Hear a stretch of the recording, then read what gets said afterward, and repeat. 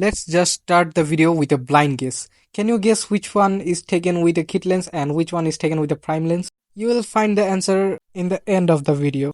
I'll be using this 50mm prime lens from Canon. Prime lens means it has only one focal length, so you cannot change the focal length. I mean, you cannot zoom in or zoom out. You have to adjust the focal length by coming towards the object or going further from the object. I'm using the Canon 200D, which is also known as 250D or Canon SL3. Currently it's running with kit lens, and this is the prime lens I'm gonna use. The lens is very cheap, so its build quality is not that good. It's just made out of plastic. Whatever, let's just switch the lens, and here we go. It's in the auto mode. Now I have to change it to the manual mode so I can make the best use of the lens. You can change the shutter speed, ISO and the aperture according to your need. So according to me, 50mm prime lens will be the first thing to buy after kit lens.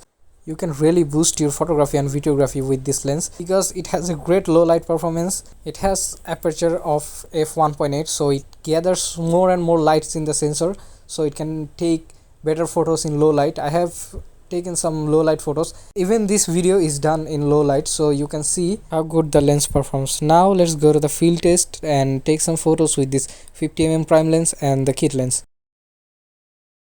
So here is your result for the blind guess. I hope every one of you have chosen the right one, and as you can see, the blur amount in the prime lens is enormous, and the kit lens takes good landscape photos, but it doesn't have that much blur effect.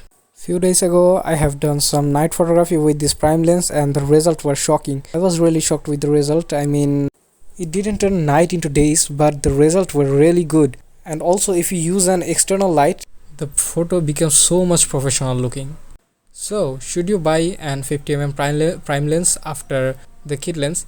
My opinion is yes you should, because you have three options after kit lens. There is one 55 to 250mm zoom lens and 75 to 300mm zoom lens that are good, but only good for portrait photos. I don't recommend those for videography or any kind of night photography.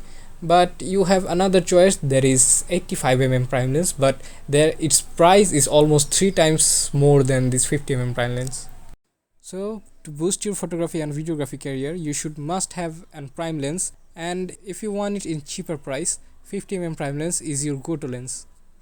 Thanks for watching the video. Subscribe to my YouTube channel for more exciting content like this.